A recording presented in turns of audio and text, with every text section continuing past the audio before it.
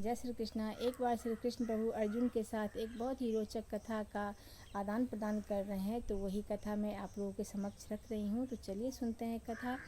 कथा इस तरह की है कि एक किसान थे, उसके 2 लड़के थे और उसकी एक पत्नी थी। तो पत्नी जो थी वो भी बहुत अच्छी थी, 2 बच्चे थे, बहुत खुशहाल परिवार था। तो किसान जो था सबको बहुत अच्छे प्यार से रखता था। तो ऐसा हुआ कि उसकी पत्नी बीमार रहने लगी और कुछ दिन बाद उसकी पत्नी का देहांत हो गया। उसके बाद वो दोनों बच्चे को किसान जो है अच्छी तरह से लालन पालन करने लगा। दोनों बेटों को पढ़ाया लिखाया बड़ा किया। जब बड़ा बेटा नौकरी करने लगा तो उसकी शादी करा दी। जब उसकी शादी करा दी तो कुछ दिन बाद किसान खुद बीमार रहने लगा। उसकी इलाज करवाया, बेटे ने बहुत उसका सेवा बाड़ी किया, लेकिन वो ठीक नहीं हुआ, किसान की मृत्यु हो गई। उसके बाद से 2 भाई बच गए। तो दोनों भाई बहुत ही प्रेम से रहते थे। छोटे भाई को बड़ा भाई किसी भी तरह का कष्ट नहीं होने देता था और उसे बहुत ही प्रेम से रखता था।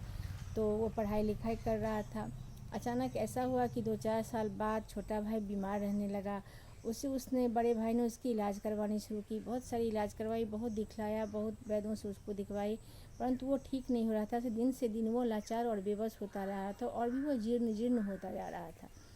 तो एक दिन ऐसा हुआ कि वो बहुत परेशान हो गया बड़ा भाई। जब वो ठीक नहीं हो रहा था, उसकी स्वास्थ्य दिन से दिन गड़बड़ हो रही थी, तो उसने तंग आकर एक दिन उसने सोचा कि इससे अच्छा यही होता कि अपने छोटे भाई के बारे में उसने बोला कि इससे अच्छा होता कि ये अब मर जाता।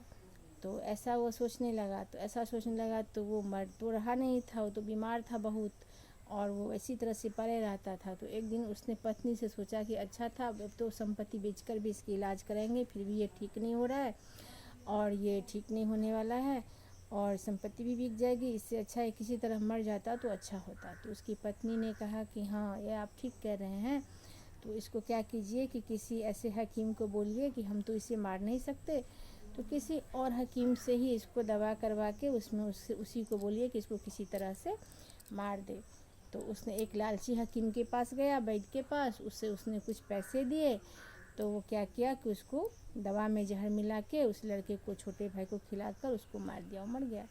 उसके बाद से अपना खुशी से ये रहने लगा। कुछ समय बाद ऐसा हुआ कि वो जो बड़ा बेटा था किसान का, उसकी पत्नी थी, उसके वो गर्भ से हुई। उसके गर्भ से एक बहुत ही सुंदर और अच्छा सा पुत्र पैदा हुआ। वो बहुत ही सुंदर था, बहुत ही चंचल था।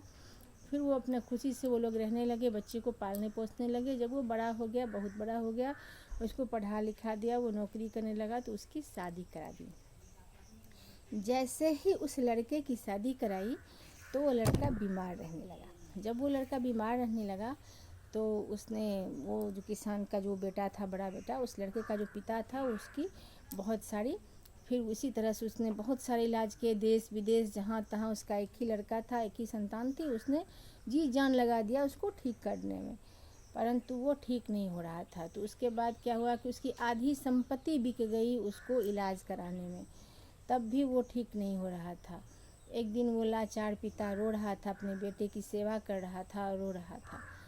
तो उसकी पत्नी थी, वो भी बेचारी रो रही थी। तो उसने कहा, क्या सोच रहा था कि क्या करें कि ये किस तरह से ठीक हो। तब वो, उसने कहा, वो रो रहा था, बोल रहा था, जो मैंने तो सारी आधी संपत्ति भी बेच दी, मैंने सारे कुछ इतना कर दिया, लेकिन मेरा लड़का ठीक नहीं हो रहा है, इसे कौन सी बीमारी लग गई। इस तरह से वो अनुराग कर रहा था। तो हुआ यूँ कि वो लड़का बोल उठा कि अभी नहीं भैया, अभी अभी नहीं हुआ है, आपका ऋण अभी पूरा नहीं हुआ है, अभी कुछ और बाकी है। तो वो किसान, वहाँ पे लोग खड़े थे, लोग उसको देखने आए थे। तो वो बोले कि देखो इसका इतना तबीयत ख़राब है कि ये पिता को भैया बोल रहा है। तो वो लड़का बोला, नहीं, मैं आपको भैया इसलिए नहीं बोल रहा है कि मेरा तबीयत ख़राब है, आप मेरे भैया ही हैं। और आप याद कीजिए कि आज से कुछ वर्ष पहले, आज से 20 से 21 साल पहले आपने क्या किया था मेरे साथ। तो उसने कहा, सोचा कि मैंने क्या किया था। उसने पूछा, क्या किया था मैंने तुम्हारे साथ, तुम्हारा तो अभी तो, जब तब तो तुम्हारा जन्म ही हुआ था। तब उसने कहा कि मेरा जब जन्म हुआ था तो मैं कौन था, मैं आपका पुत्र बन के पैदा हुआ हूँ, मैं आपके पिछले जन्म का छोटा भाई हूँ, जिसको आपने मार दिया था। आप याद कीजिए जो आपने किस तरह से उसे मारा था। तो अब वो जो लड़का था वो तो एकदम से हक्का बक्का हो गया, उसका पिता। तब उसने कहा कि किस तरह से मारा था मैंने आपको, आप झूठ क्यों बोल रहे हैं? तो बोला कि नहीं, मैं झूठ नहीं बोल रहा हूँ, आपने एक वैद्य को पैसे दिए थे और आपने आज संपत्ति बचाने के लिए आपने मेरी इलाज नहीं आगे करवाई कि आधी संपत्ति बेच भी दूँ तो भी ये ठीक नहीं होगा। तो मैंने इस जन्म में आपकी आधी संपत्ति बिकवा दी और अभी तक मैं ठीक नहीं हूँ, मेरे इलाज में आपने आधी संपत्ति बेच दी है जो मेरा हिस्सा था। और तब वो बोला कि अच्छा चलो, मैं तो तुम्हारा भाई था, मैंने तुम्हारे साथ बेईमानी की थी, लेकिन उसका क्या, जिसके तुम ब्याह के लाए हो उसने तो तुम्हारा कुछ नहीं बिगाड़ा था, उसने तो तुम्हें कोई कष्ट नहीं दिया, उसको किस जन्म का दुख दे रहे हो? तब उसने कहा कि आपको याद है जो आपने जिस वैद्य को पैसे दिए थे क्या करने के लिए? मुझे मारने के लिए। तो वो वैद्य जो था वो 3 साल बाद मर चुका था, आपको याद होगा। ये जो मेरी पत्नी है वो वही वैद्य है जिसने आपके 1000 स्वर्ण मुद्राएं लेकर मुझे जहर देकर मारने की साजिश रची थी। इसीलिए अब ये होगा कि अब जब मैं मर जाऊंगा तब इसको उसी सज़ा के तौर में मेरे साथ सती बनाकर इसे जिंदा जला दिया जाएगा और इसको उसकी पाप की सज़ा मिल जाएगी। इस तरह से प्रभु ने कहा। तो ऐसा ही हुआ। तब वो उसे धक से लगा।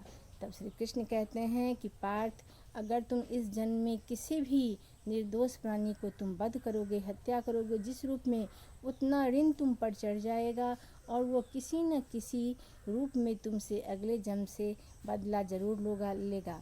तो ऐसा हुआ कि वो जो वैद्य था जिसने उसको मारा था, तो वो लड़का उसके बाद मर जाता है। उसके बाद उसकी जब दाह संस्कार होती है तब उसके वैद्य जो होती है, वैद्य जो था जो उसकी पत्नी बनी थी, उसको उसी के चिता पर बैठा कर जिंदा जला दिया जाता है सती प्रथा के नाम पर। तो एक दूसरे का सारा ऋण उस लड़के का चुकता हो जाता है और इस प्रकार से कथा यहीं समाप्त होती है।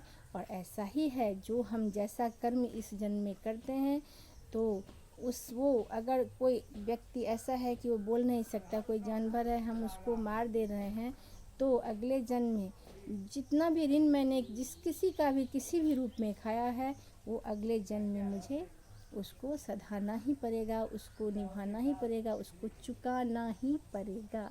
ऐसे कहते हैं हमारे प्रभु श्री कृष्ण। जय श्री कृष्ण।